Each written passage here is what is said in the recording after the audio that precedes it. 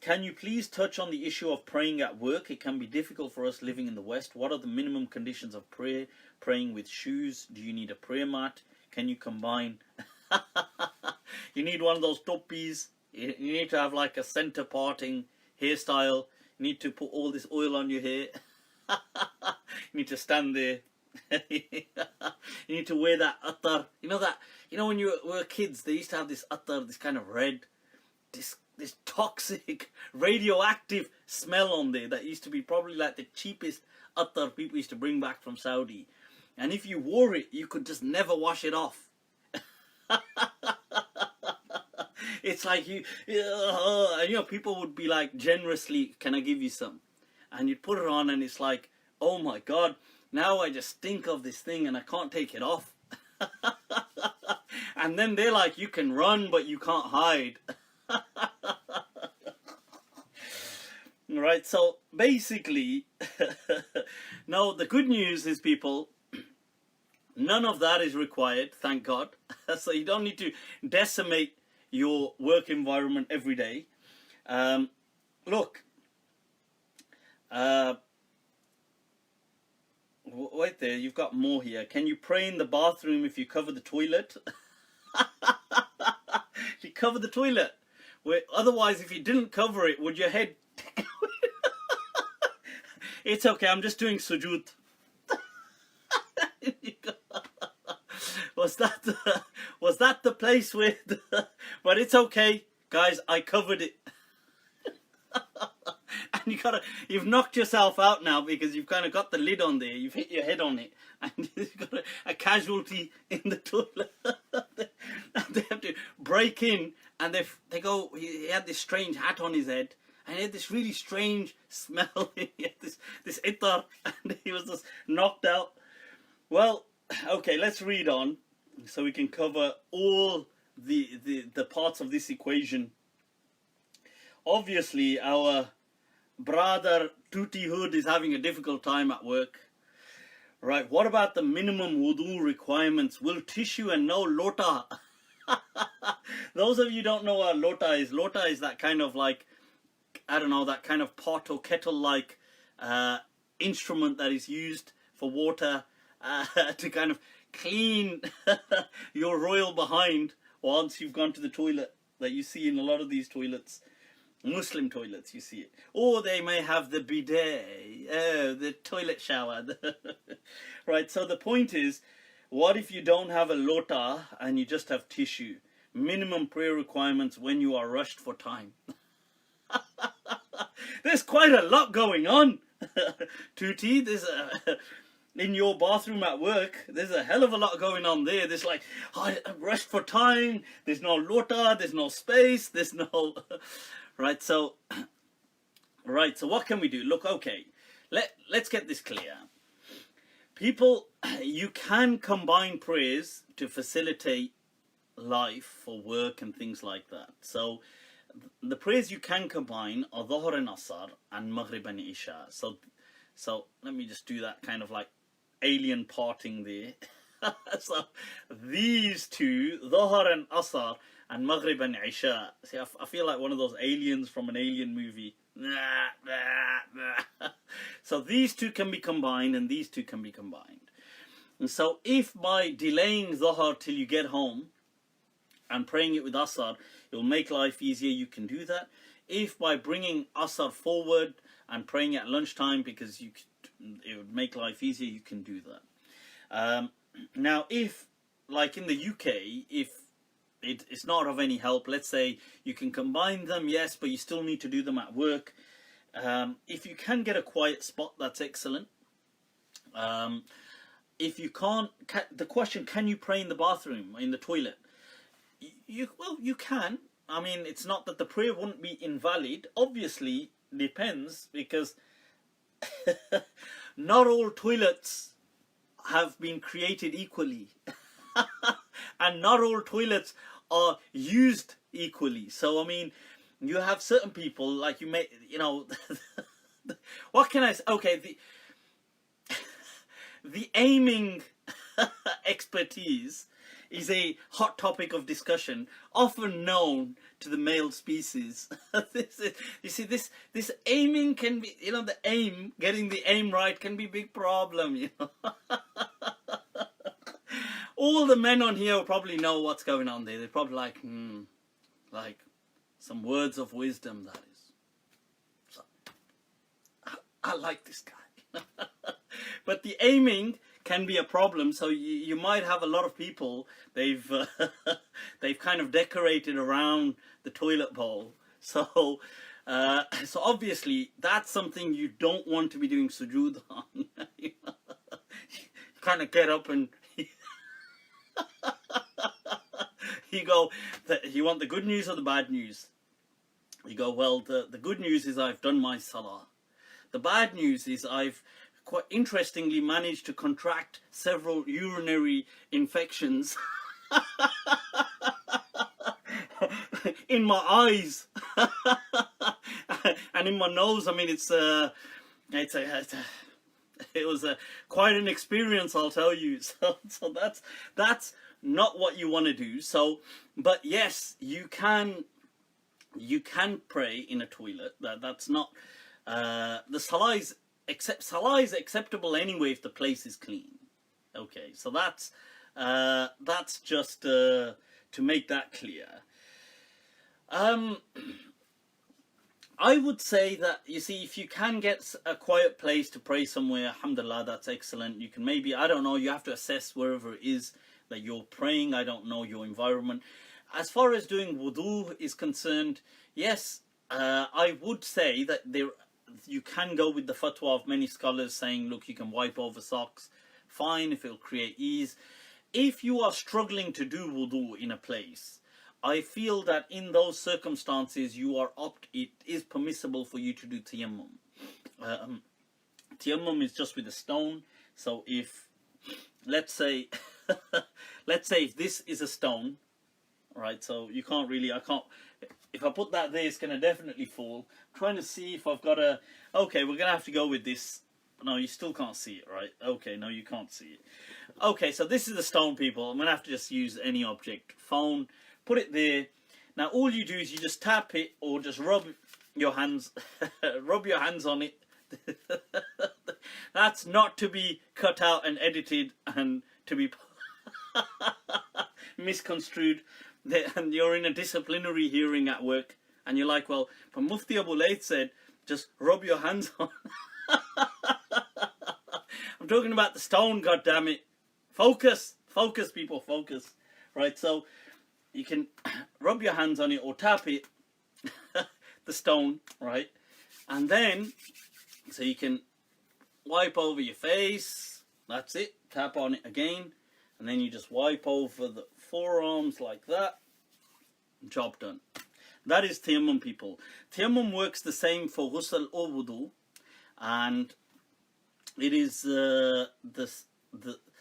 and that is a substitute for ghusl or wudu. For ghusl, if time was running out, or if there was no water, or if you were ill, or wudu. And there is, can a gemstone be used? That is such an interesting question, Saliha Khanum. I don't actually know so much about gemstones. Any natural, unless is it? I was gonna say. Okay, let's see. People. Okay, Google. Are gemstones natural? Synthetic gemstones are physically identical to their natural gemstone counterparts that are mined from the earth. They have the same physical properties and chemical composition as naturally occurring gemstones. Technology. Gotta love it, people. Right, so... right, mind you, the other day, I was with a friend, we were coming back, and I said... I'm not going to say exactly the whole dialogue, but I said, okay, and I asked for instructions. I said, what's the postcode? Give me directions to, and it came up with something, not directions, it just came up with something which I can't say. Anyway, so that's when Google goes totally wrong. But, so gemstones that are natural, yes, you can do Tayammum on them. You can do Tayammum on stones, pebbles, sand, earth, anything natural of the earth, connected to the earth. Mainly, I mean, that's the agreed upon, general, broadly agreed upon. Some people disagree, but broadly agreed upon. And then some people have gone to other extents of saying even trees and wood, but that most people didn't accept stuff like that, but they accepted all earth, stones, pebbles, clay, that kind of stuff. Okay, so now, so in my understanding, that if it was going to inconvenience you to a considerably, you can do Tayammum at work if you're struggling. That's my understanding. In many places in Morocco today, you will see most of the masjids, I'm using Morocco as an example, they all have a Tayammum stone in there. And you will see people like that are slightly old, not even that old, that will come in just because, like, when it comes to washing the feet, they kind of struggle a bit. So they just go in and do Tayammum and pray. And that's actually quite common. So, okay, I hope I've answered most of that. Let's take some other questions, people. Let's go for some rapid rounds. Last 10 minutes, shall we say. Barn Eddie is saying, what's the topic of today? Any and all, it's a free-for-all. How are you going to find stones and rocks in your office? Musa Al-Ash'ari, you're killing it. Yeah, of course you're not going to... But you can carry a little pebble, you can carry a little stone, you can carry a gemstone, that's a good one. Right, so, unless you're working in a cave, you go, don't worry, I will just,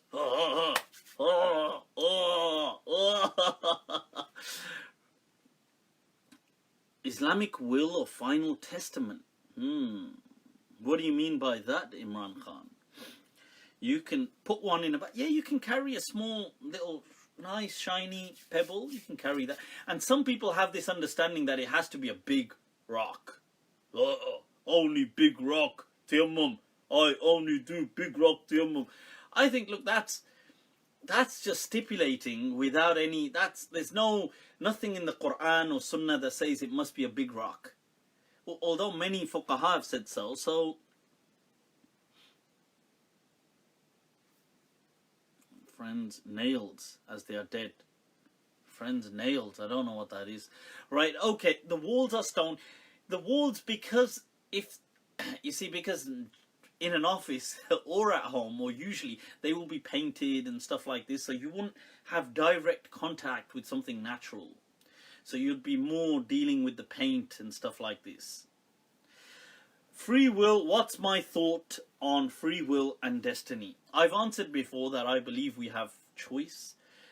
Although our choice may be limited in this world, but we do have choice. And the best way to understand this is like a game that's been pre-designed, but every option, now you can't change the game, but where you get to in the game is up to you as a player. I think that is a pretty good answer for that. Right, so, what are some questions? What would be weird to get caught with a stone in a suit pocket if searched by the 5-0? By the cops? No, not if it's a pebble. I mean, I'm not saying carry a rock. It's like, you got this big rock. And you're like, right, okay, I can explain, officer. He's like, please do.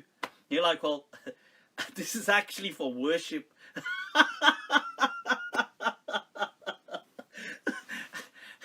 No, I'm not a pagan. I can explain that part too. So, right. So this is, I think, look, you can keep a small, tiny pebble somewhere. I'm sure the cops won't be... Cops won't be like, what the hell is this pebble doing in your pocket?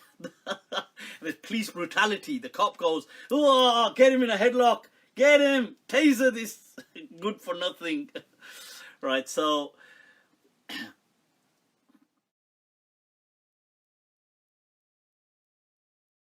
if there was certain difficulty in performing wudu, then you can resort to tayammum. Okay, people, tayammum is the alternative for wudu. Now, I know in the Hanafi madhab, doing tayammum is like borderline death. Like you're about to die, and then you do... Tayammum is simply like if... right, I haven't got anything here, but okay, let's say this thing here. It could be a pebble as far as I'm concerned.